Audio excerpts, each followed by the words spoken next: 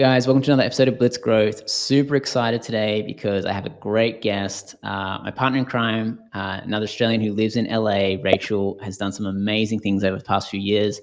She's got some crazy stories that we're going to go through and unbelievable experience working with brands. She's currently the VP at Strategic Partnerships at Okendo, which powers stores like Nomad, Glue, and Skims. Today, we're going to really dive deep into the importance of social validation, building strategic partnerships, and growing brands.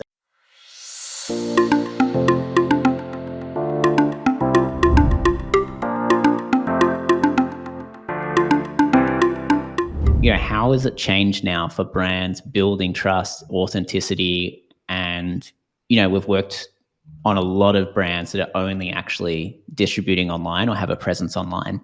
How do you think social validation's impacted how brands operate, and what's the importance of it?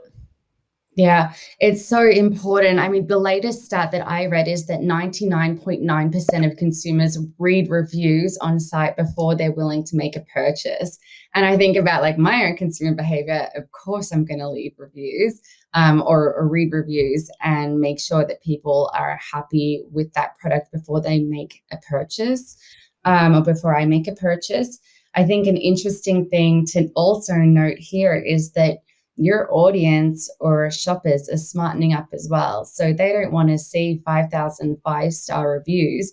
They want to see that authenticity, that maybe there's some 4-star reviews in there. Maybe there's some 1-star reviews. And that means that they're not all fake reviews and you are publishing the true feedback of your audience, which is really important to creating, like I said, the authenticity of it all. And I think you can change a negative customer experience into a positive one or a positive reflection upon your brand when you do publish those negative reviews and you respond to them and you say, hey, like, I'm so sorry for your experience. Like, we've emailed you, or would be happy to do a full refund or exchange that product, because then me as a consumer or a new shopper that's never been to your store, I can see, even if this product doesn't work for me, they're going to support me and they're going to be able to provide some sort of solution to my issue. And so I'm going to be so much more comfortable to go ahead and make that purchase, even if I haven't necessarily shopped with them before. And I think the point of social proof, or another point of social proof on site, is that you can help new shoppers to align their purchase decisions with people that have similar characteristics to them. So long gone are the days where it's like a 5-star review with some text. Now you've got all of these detailed customer and product attributes where maybe you're capturing someone's skin type, skin concern, skin tone, and their age range. And perhaps the quality or the flavor of the product, or those two obviously don't go together, skin type and flavor. But you know what I mean? So you're able to actually make better informed decisions, and you're more likely to convert when you see really useful information that's relevant to you.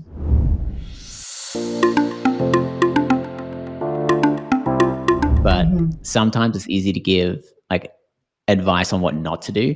Is there any kind of main things that you always advise brands or stores, just like, don't do that?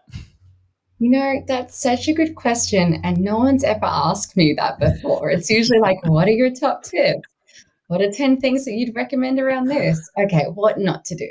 Don't only publish all your good reviews and reject the bad ones. Make sure you're publishing a really good variety and responding to them well.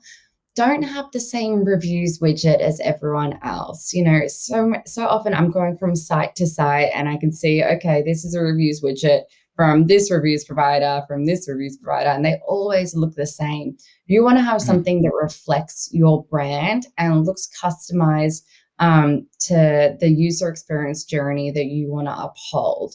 And a lot of these older legacy reviews platforms don't give you a lot of customization ability, or you have to have a dev agency customizing the code for you. It's hard to manage. It doesn't do what you want it to. Just use a platform that's good, that allows you a lot of flexibility without having to write code, because your site is your brand. You want it to be a reflection of your brand, and you don't want it to look like everyone else's sad old reviews widget with this like gray, and I'm jaded, obviously. I've seen so many sad reviews widgets, and I'm just like, you don't have to look this way. And what else would I recommend? Avoid um, avoid just having the 5 stars with some text, because a 5-star review tells you that a customer likes a product, but it doesn't necessarily tell you anything else. And we always see those reviews where it's like, amazing, I love it, and that's Mhm. great, but it's not telling you anything about the product. So if you're able to add in those attributes, whether they're customer or product, then you're going to provide a lot more value to your shoppers and Mm. potential customers.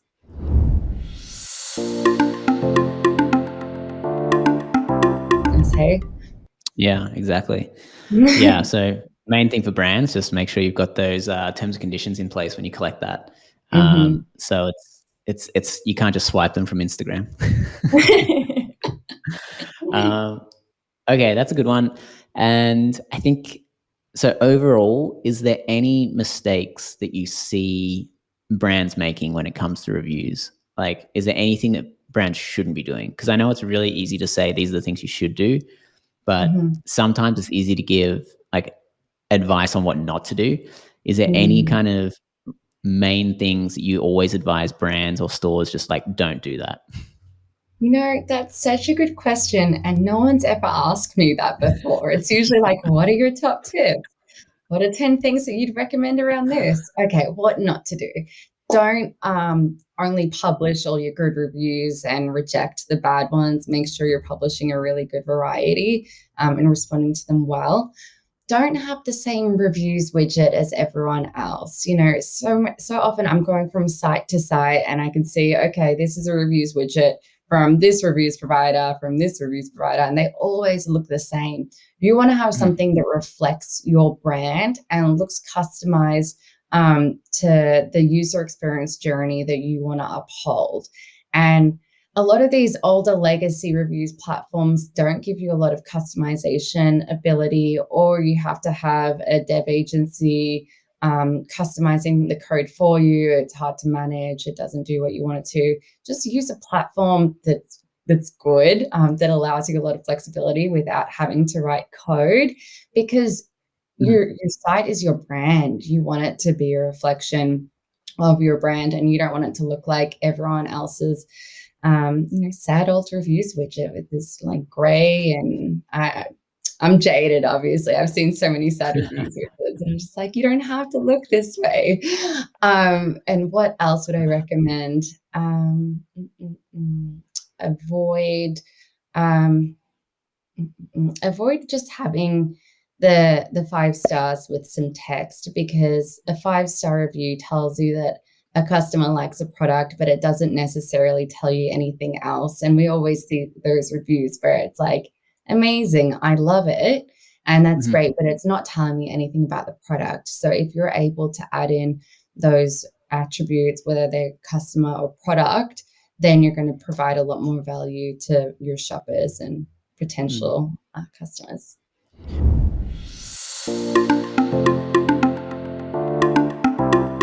I can't not ask this. With Black Friday, Cyber Monday coming up, any tips you can give stores and brands about how to best leverage this period? I know it's going to be crazier than ever because everything is online pretty much this year. A lot of it is direct to consumer now. Mhm. What are some tips that you've seen in previous years? Because I know you've done a lot of e-commerce, Black Friday, Cyber Mondays. So what are some tips for, brands and stores of how to maximize the value and revenue they can make out of this kind of like Q4 period? Yeah. I mean, start as early as possible. Like, fill up your funnel as early as you can so that you don't have to kind of compete with all of those brands that start hitting the gas pedal in marketing a little bit too close to the Black Friday, Cyber Monday period. You want to have a really good understanding of the types of creative that work, as well as the audiences that you're having cut through with, and then go hard on those people during the holiday period or the sale period. because that means that you're not going to have to spend as much money reaching these people, and you can reach more people. Leverage your social proof across various channels as well. So make sure you're putting those star ratings in through Google.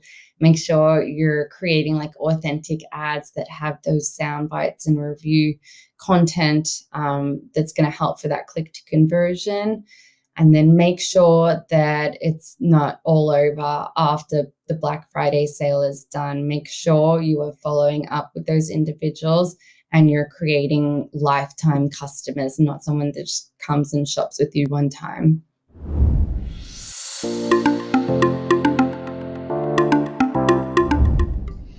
Yeah, great advice. And then when you're talking about, starting early, we've talked to a few different people, and this year seems to be all about the SMS and email, especially with all the Apple updates and all that sort of stuff coming through.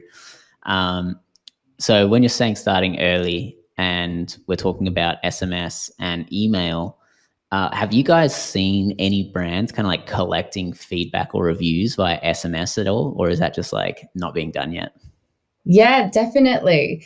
So we have an integration with Postscript at the moment, as well as Klaviyo SMS and OmniSend, and we have the attentive integration coming out in the next few weeks. So we allow you to collect your customer feedback via SMS through any of those platforms. We also create like a conditional split. So if you have the SMS number and marketing permission, the review request goes via the SMS channel. And if not, it goes via email. Maybe it's through Klaviyo, maybe it's through Okendo natively. You're able to set that up. And we see a lot of success. I mean, SMS just has such high open rates. And if you're able to hit people on the channel that they like to be communicated with on, it's super valuable. So we do see that like multi-channel approach work really well. And it's funny because a couple of years ago, we didn't think that SMS was going to take off like it did. I remember thinking to myself, I don't really want all these companies spamming me. And then Postscript and Attentive came out and they're telling me they're getting 28x ROI, and it's crazy. And now, again, I like signing up for SMS alerts from various brands just so I can like keep my finger on the pulse. And sometimes I purchase too, but I'm also, I'm not super freaked out about being spammed right now as a consumer. So it's just interesting how much things change. Hey guys, we put a bunch of effort into making great content for this YouTube channel. So please hit subscribe, leave us a comment, hit like, and tell a few friends about it.